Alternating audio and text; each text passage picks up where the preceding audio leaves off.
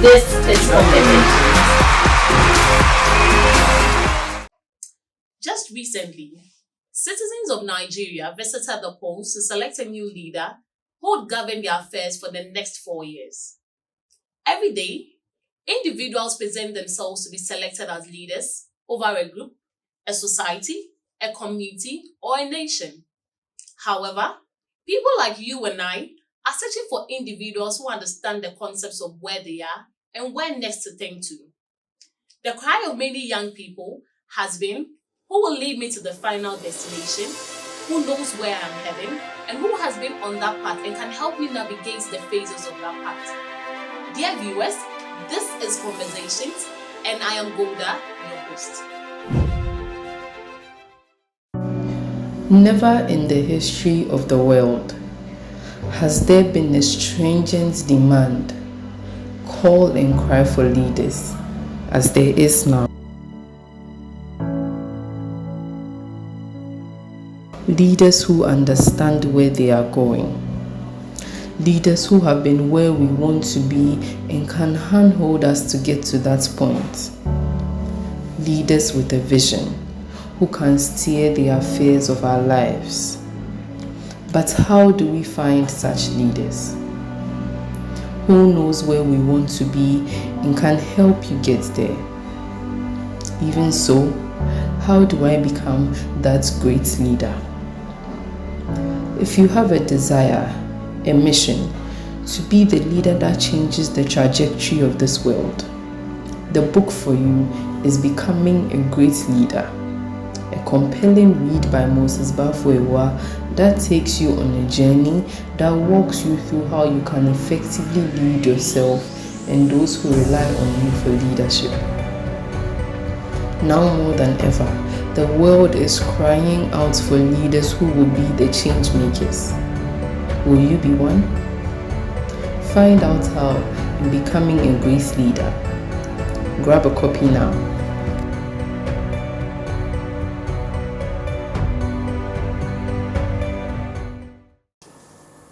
On Conversations last week, my guests shared their journey in leadership thus far and how they were building up themselves through reading the book.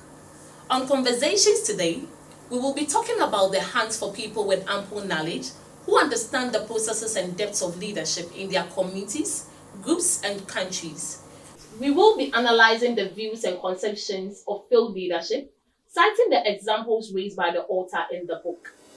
It is another absorbing and exciting episode of Conversation, and you are welcome to this channel. Don't forget to hit the subscribe button and turn on the notification icon for more updates about our channel.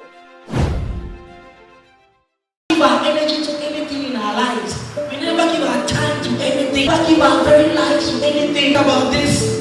Because real and effective leaders are in short supply. Effective leaders are in short supply. We don't have a lot of people who are truly effective. Suddenly people and groups search for them. Do you know why you go when you queue to vote? You are looking for a leader.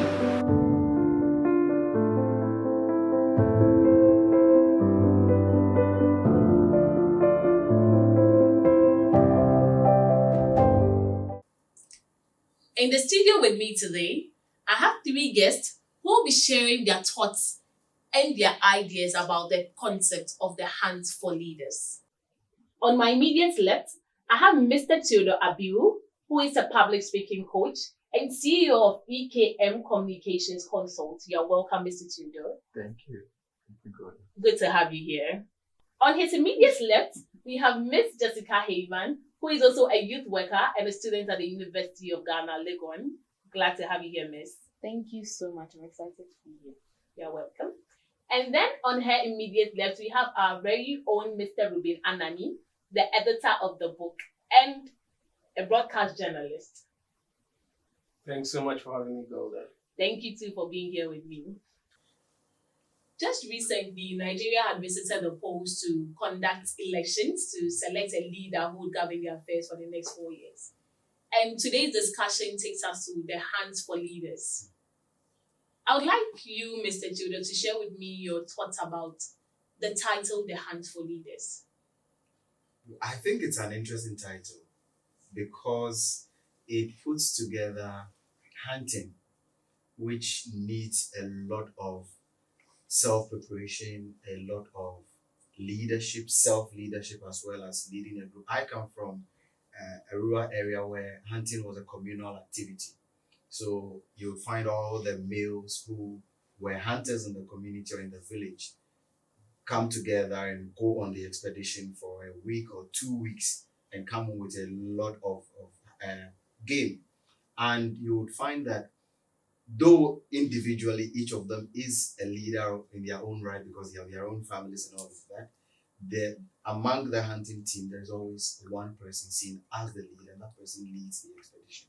So to put that word hunt in conjunction with leadership and make it feel as if we are in a hunt, we are on an expedition to find leadership, puts the work of leadership or the impetus of leadership on the led and not on the leader. It means that it is we who are hunting for leaders. It means that there are people, there are groups of people, community of people who are looking for leaders. It is not leaders who are now looking for people. So you don't have made leaders and then they go and look out for people they will lead. You have people, community who need a leader, and out of them, a leader will come forth. And that's the idea I got, or I get anytime I look at that title or that subtitle, The Hunt for Leaders. So, Jessica, Mr. Theodore uses the concept of hunting and gathering to explain his understanding of the hunt for leaders. What did you think about when you came across that chapter, The Hunt for Leaders? Okay, so I think that chapter was very interesting from beginning to end. It shows a dire need of why people are hunting for leaders, and the author puts a lot of examples through time and through history that reflected why there is a hunt for leaders, and I think he did an excellent job. I think for me, the part which sold me on the fact that there is a hunt for leaders was the Enron scandal, because I after I read that in the chapter, I just had to go and look up the Enron case and read how $74 billion was lost. I just couldn't fathom it, and I read through, saw how the leaders were just wasteful with their money, how they fooled their investors, their business partners, and they were in a tight corner and they couldn't escape from it. And so their thought was, oh, the best thing I have to do is to just fool others. And that's not what I think people want in a leader. And he says it at the end of the chapter that if you are going to be a leader, you must be a leader for something that you are willing to sacrifice for, that you are willing to die for. And I think that's very profound, because there are lots of leaders that won't do that. And it's a huge reflection of that in the life that we are living now, in our daily lives. A lot of leaders have just left the tasks that they've been given, and their people are found wanting, their people are found in a state of crisis. So I felt that every single example that was given in The Hunt for Leadership just made it clear to me and just completely showed me that there's absolutely a hunt for leaders, and we should be looking for leaders who are willing to sacrifice for their people. So, Mr. Ruben, is there really a hunt for leaders? Of course, the world is in dire need for great leadership. Because I would say, based on developments around the world and then flashy inventions, this generation becoming reputable for laying the foundation for an innovative crop of leaders. But then reading stories in the first chapter of the book remind me that in this time of widespread democracy where the people come together to give power to an individual, Ukraine is there. There are still bombs over Baghdad. There is no peace for Palestine. There are gunshots in Kabul, and the leaders don't just care about it. Millions in Somalia will go hungry tonight. Billions will cry for a cure, but they will not live to see daylight. Someone is in need of a home. The leaders, they sleep, where they sleep is nearly like under the stars. And the fact that they are still budgeting billions for bombs and guns and making trips to Mars goes to show that, it solidifies the book's claim that there is shortage in in I don't know how to say it. There's shortage in real game changing leaders, and there need to be a hand if we want this world to take a new trajectory. Yeah. To add into what Mr. Theodore was saying earlier, we were talking backstage and we were having a discussion about the Nigerian elections and how that affects, other nations. So I think throughout there's even a crisis happening in Nigeria right now in terms of the economy and everything. So this is a very important time in their nation, and it's a very important time in the world as well, where there are a lot of crisis that needs to be attended to immediately. And that's why it's so critical. And just to emphasize on what Serubin just said, very powerful, very impactful, that there actually is a need and a hand for leaders. So I completely agree. This takes me back to what Jessica was saying about leaders who are not ready to die and sacrifice for anything. When I read the book, I'm intrigued by the story of the Rwandan genocide, and that was quite a sad story, a sad event that happened that shook the corners of the world. That over 800,000 people died within a space of 100 days. And one of the things that intrigued me about that story is that there was really a cry for leadership.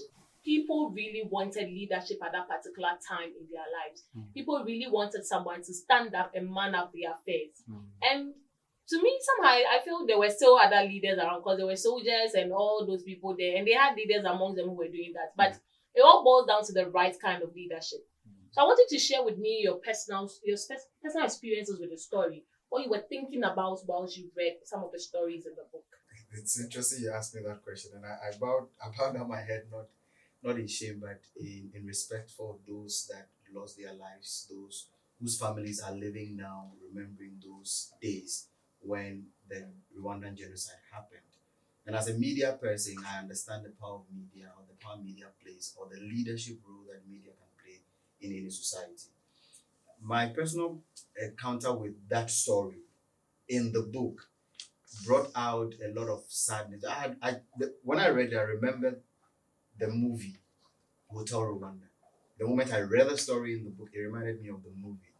And it reminded me of somebody who was supposed to be a leader when the crisis happened, and what is happening to that person's character and persona today, right? I remember also that the current leader of Rwanda was a soldier at the time and fought in that same genocide, all right? And so it tells me also, in the hunt for leadership, how people can progress. If you are a leader of a group of people and you are not careful, leadership can get into your head and you can degenerate. If you are also a leader and you are careful and you learn the inroads and you apply all the lessons along the road, you can rise up to the highest pinnacle of leadership if there is any opportunity of such. So that story not only reminds me of all the atrocities or the crisis that happened in Rwanda, it also reminds me or informs me from the book and the commentary that the author makes on the story, that it takes more than just wishing to be a leader to be a leader. There has to be the right kind of environment. And like one of my mentors, Vuzi Tebekwayo, would say, which supports what the author said in the book, that leadership is not like you are born with some supernatural leadership abilities. You learn the basics of leadership when you are born, and when the situation is apt, you rise and you lead. You understand? So all the people who led, different groups of people, the people who led in the hotel case, people who led in the churches, there are stories of people who led children to be put into safe spaces and all of that. All the people who led in those spaces. The same thing happened in Sierra Leone. All the people who led in those cases, you would realize that they rose to the occasion. They never saw themselves as leaders, but because they had learned the inroads of leadership, and like the author would always comment in the book, when the situation was rife, they began to lead. When people needed somebody to, let's go this way, let's move that way, let's stop here, people stopped. Let me just end this by giving the example of what happened in Rwanda in relation with the world leadership, the organogram of the world, when the United Nations soldiers were expected by the people to be the leaders, the United Nations soldiers could not be, because there were so many, limitations for them. So it also tells me that as we hunt for leaders, or as people hunt for leaders, we shouldn't look so much beyond our borders. Leaders are among us, or leaders should be among us. So that as we hunt for these leaders, we can easily find them around us. Then, like you said in your intro, they will understand where we want to go, they will understand how we should get there, and they'll have the discipline to rally all of us to get to that destination. Amazing. I see that Jessica is nodding her head, but before I come to her, I'd like to hear from Mr. Ruben. What were some of the personal experiences within the stories that the altar shared? I think the Liberian situation got me a bit worried personally. I keep asking myself, what would precipitate an uprising where people who were siblings yesterday, people who were countrymen, people who were neighbors, would pick arms and begin to chop each other up. Just thinking about it was so bloody, just for me to think about. And that should tell us how disconnected we are from each other, even though we are closer. And that is also caused by failed leadership. If the closer we are, it should not just be in person, it should come from our hearts. And that can only be done through leadership. We don't feel love by just being closer to each other. We feel love from the heart. So leadership should come from the mind down to our hearts. And that way it's going to reflect in the way we connect to each other. When you care about someone, it's hard to see them hurt. Truly, you want to make things happen. Let me quickly take this guy, for instance, Marcus Garvey. Marcus Garvey was born in Jamaica, where slavery had just ended. Its brutality, great scale. But then their place was a small island. And even without the mass media, he was working in a printing shop. He was reading in the papers the brutality and segregation in America. He was far away in the island, but the guy was feeling the pain of the African Americans in the US on personal level. He could not help himself. This guy didn't have an education. His father was a stonemason. He had never been to school before. So when he saw books, he was determined to read, because he saw that, no, these people are disconnected. So he wanted to put himself in a position where he would be the one to breathe love into their hearts and keep them connected. So he started reading every material that he saw. When he got the chance, he saved and boarded a ship to the US. He lost confidence because he didn't fit in. He was from the island and got to Harlem. Then went to New York. And remember his mission, to connect the people. Are you understanding me? Yeah. That is a story of love. That is a story of leadership. He was not comfortable where he was. The island was too small. No one saw that in him. The island was too small for him to make the impact that he saw. No one else saw it. So he left there, saved and left there. When he got there, the people that he was seeing in the civil rights movement got him discouraged. But then in a conversation like ours, he saw someone who told him that, look, this can be done. So he was given his first chance, and when he spoke, he didn't do well. People deserted him. This guy wanted to lead so badly. He wanted to breathe love into the hearts of the people that were cut out from the good things in life. So he practiced. And the next time that he was given a chance, when he spoke, he was heard from the 33rd Street without a microphone. And this guy was able to set up the UNIA. He told the black people that, look, we are going to take you out of this desolation and take you to a place where we are going to find peace together. Yes. Yeah. A place where we are going to find love. So he was the one that initiated the name the Black Stars. Yeah. He bought the Black Star Line ship. He started printing companies. Yeah. He was the one that got the parents of Malcolm X into the literary space. And Barack Obama had to say that the only man he knows on the earth that knows every word in the dictionary is who? Malcolm X. In the Audacity of Hope. Yes. So he was able to do that out of what? Out of love.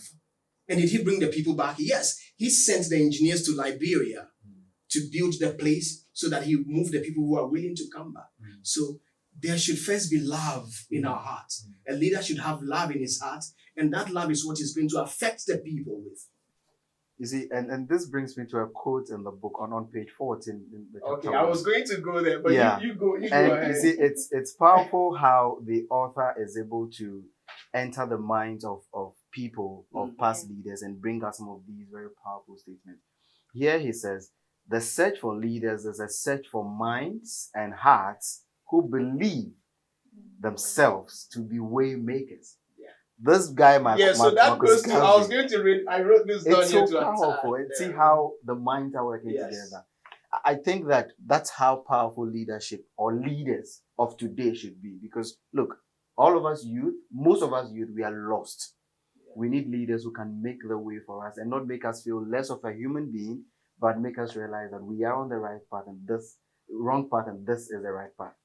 One of the things that the author does in his book is that he brings you experiences from past events.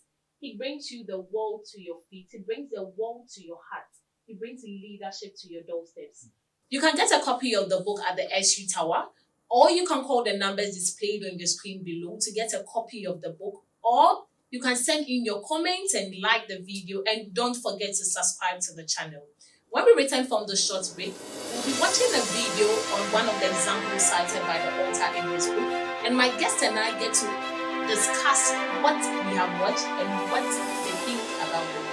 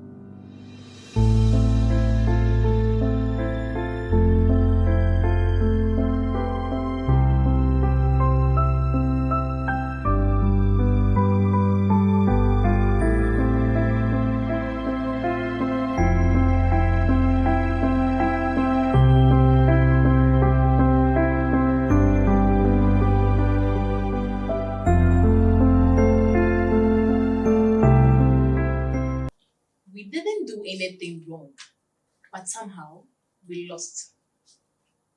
Nokia was a titan in the telecommunication industry within the years of 2008 to 2010. But somehow everything failed. Does it boil down to leadership? I'll start with you, Jessica. Okay, so I think Serulin and Mr. Kira are the better ones to answer this question. But I do remember in 2010, that was the time I was in, I think, class 6. And I remember my teacher was holding Nokia phone.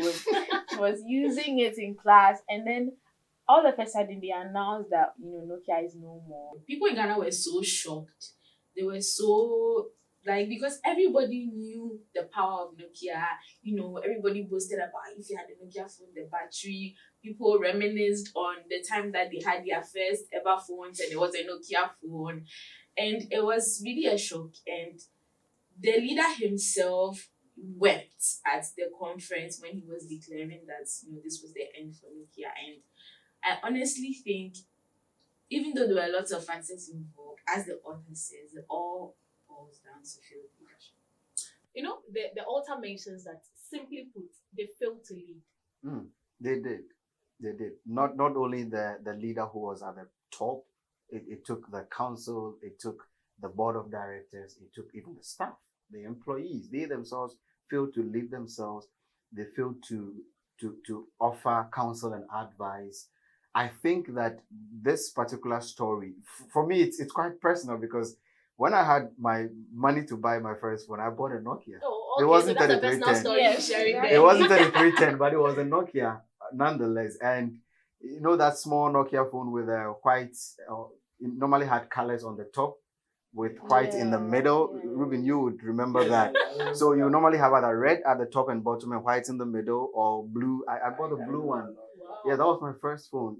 And so at those times, if you're not using Nokia and BlackBerry, what else were you using? Right?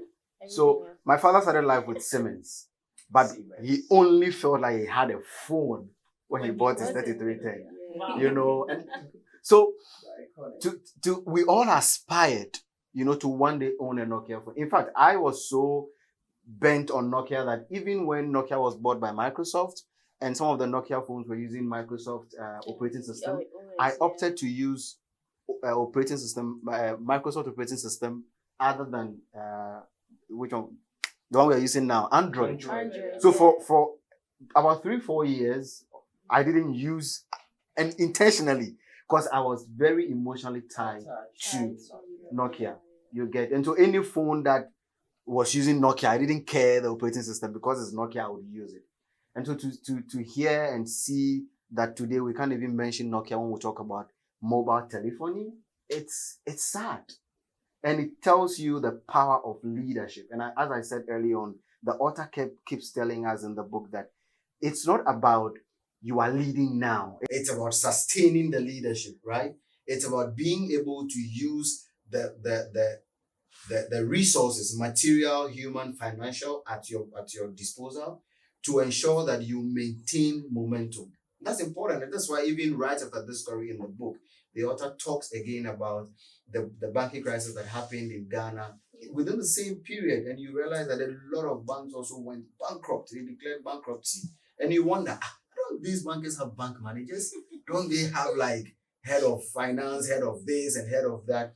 And he mentions in the book, the author, that was a matter of corporate governance. God. Corporate governance is the epitome of leadership in the corporate world. Like bank, all these corporate institutions that you have, what keeps them together, what keeps them running is corporate governance. And I happen to work now in an institution called the Institute of Directors. And we are all about corporate governance. And so I have, even now more than ever, come to understand the term corporate governance as the author used in the book, and how relevant and important it is to the idea of leadership in the corporate world. And so, yes, Nokia is a sad story. We all cry about that. But today, nobody cares. We have Infinix, we have what? ITEL, we have for the low range people. Yes. No, but somewhere behind my mind, I keep thinking that if Nokia is still in the space, if Nokia was here, they would have still be at the top of the game. No, I'm not saying. I'm just saying if they had maintained the momentum. So if they had, if they were, they are no more, and why? Yeah, because they have failed. That brings me to something the author mentions in the book. Field leadership is costly. It's expensive. Very because expensive. a lot of these incidents that happen all came from leadership, and leadership has cost over 25,000 people to lose their jobs with regards to the Nokia scandal. Yeah. So field leadership. It is expensive. It's expensive in that you will spend money to regain whatever level you were at. It's also expensive because if you are in the corporate world like Nokia was, you are dealing with investors, you're dealing with stakeholders, you're dealing with shareholders they are going to be asking you for their money. Recently, one of these blockchain organizations, I forget the name now, but one of these blockchain money platforms went bankrupt in the US, and they caused people to think that the whole blockchain idea was not worth it and all of that, and it was about the leader as an individual. When they made their big break, he went out buying cars, he went out buying houses, he went out chilling and partying with his friends, and that, if indirectly or directly, caused the company to go bankrupt. You see, it is expensive. When you're leading an organization, you have a vision for that organization. And when you have the vision, you have people that are rallying with you. I think it's stated in the book. You need people to rally with that vision. Now, that is a great call for consistency. That is a great call for consistency, because if you're not a consistent leader, what happens is that you betray yourself, you betray the dream, and you betray the people that are following you. In the case of Nokia, they have betrayed themselves, the employees, the vision, and they have betrayed their audience. The users. Yes.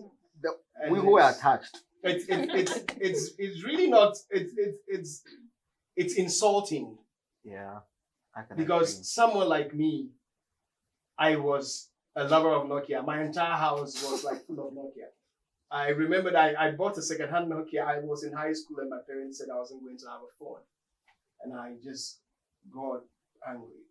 Then my sister bought me a Motorola phone. I was like, it's mutually what I've been using that. So my pocket money, when I got to school, I saved it. And then I was doing everything I could.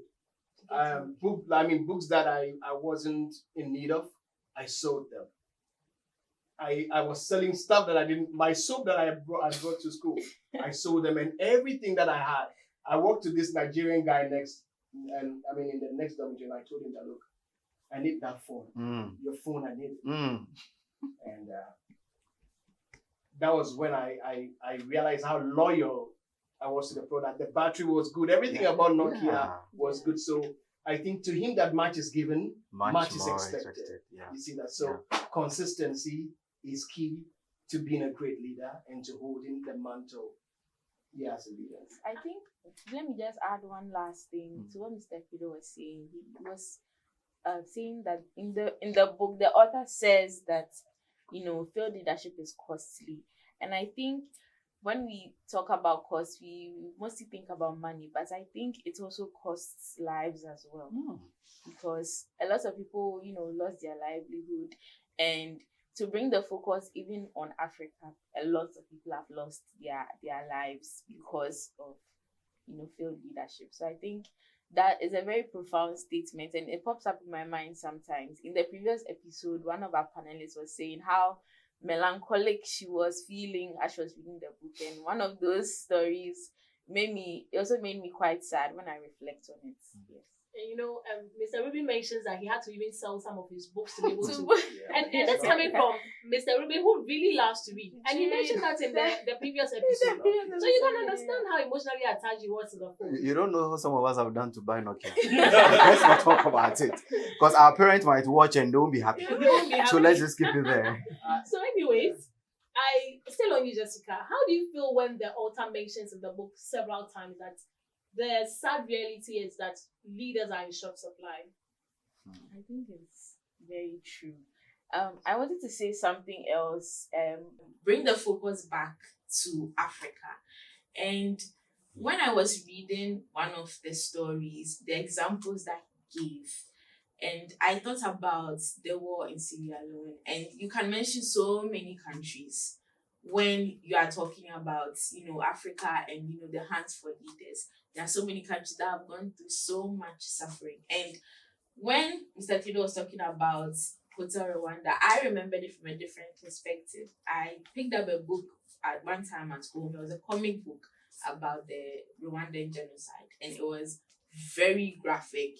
I was not supposed to be reading that book at that time, but I was so sad. And I went to my father at the time and I asked, who was supposed to be taking care of this country?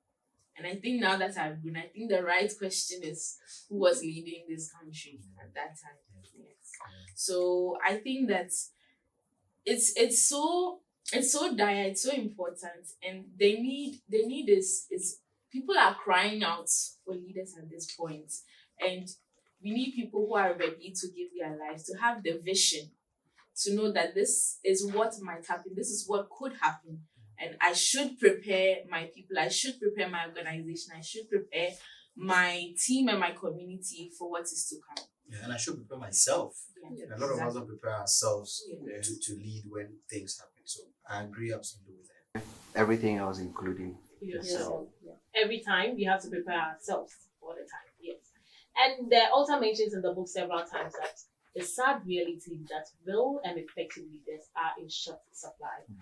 My guest and I will be reading a paragraph from the book. Okay. Yes, that's. I think we should go to page 13 of paragraph 4. The leader mentions that the search for leaders is a hunt for people who have ample knowledge and understanding of the current predicament of their communities, groups, and countries. Those who are also ready to reason and rally with ideas to better solutions that bring meaningful changes. The world needs leaders who can carry a vision that others can ride on to change their lives for the better. And when I think about this, I constantly ask myself,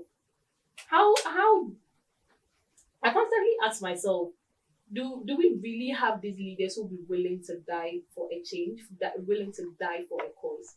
Because we as we discussed this morning, we said a lot of things that people are crying for leaders, and it looks like there are no leaders coming. I think there are leaders. I think the author himself is a leader, and he's leading multinational organizations. He's leading varied numbers of young people. And the fact that you are here today is testament to the fact that we have such leaders available, right? So that's one part of it. The other part of it is that we should not always look at leaders as on the stage, choboy. That's not all there is in leadership. Some people are leading without positions, and we have to be able to identify them as well. There are lecturers in our classrooms who are leading us. There are parents who are leading their families and their children. There are church youth organization leaders. So I think there are those leaders. But on the international stage, I think also that there are leaders who are doing a bit. I know, I forget her name, but this is the female president. Is it Tanzania?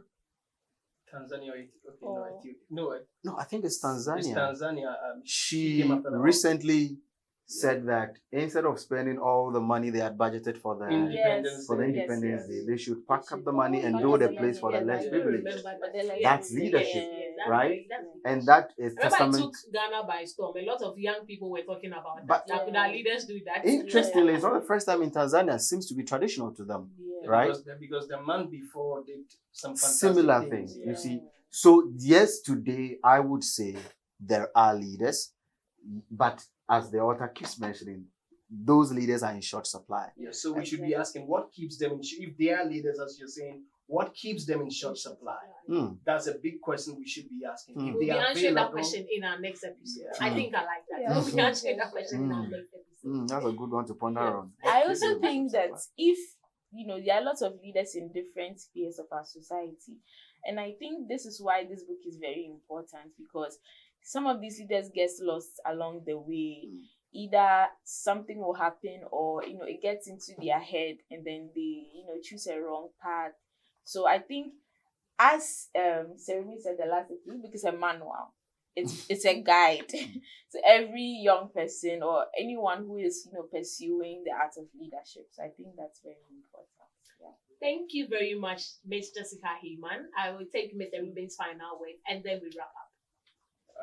I'll just say that leadership is very important in the growth of the world, in growth in every sphere of life. So I would also say that family should take its role again as the primary agent of discipline, because if it starts from there, it's going to grow. Even the Bible states that. So when you raise a child in a certain way, the child is not going to depart from it. It's all about repetitions. Okay, if we do that and we grow, we can't afford to compromise our moral standards. We will feel responsible for the world. We feel responsible for ourselves. We feel responsible for the growth of the things that we have built with our toil. It's been another exciting day in the studio discussing the concept of the Hands for Leaders. My guests have shared very exciting, thought-absorbing comments on the book or on the chapter of the Hands for Leaders. And I want to encourage my viewers to get a copy of the book, The Becoming a Great Leader, which is on sale at the SU Bookshop at the SU Tower, located around Bridge. Or you can contact the numbers below the screen for more details about the book. Don't forget to also hit the subscribe button. Don't forget to share in your comments. And also don't forget to like. In our next episode, my guest and I will be talking about what is leadership. That are born into the monarchical family sometimes mess up when they rise up to become leaders.